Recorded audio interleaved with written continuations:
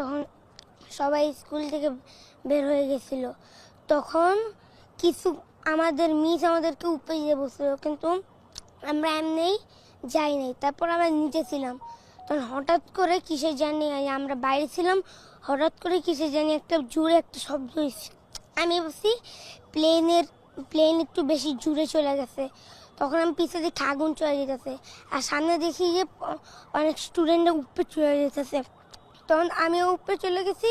তারপর ক্লাসে আমার আম্মু আর আমার 2 ভাই নিতে আসছিল।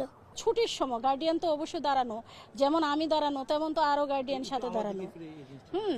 তো সেই গার্ডিয়ানগুলো অনেক আহত হয়েছে।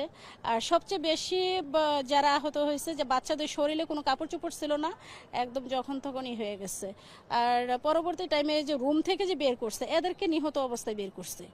আমার মনে হয় যে আমি দাঁড়ানো অবস্থায় যাদেরকে দেখেছি মিনিমাম 100 থেকে 150 বাচ্চা বের হবো।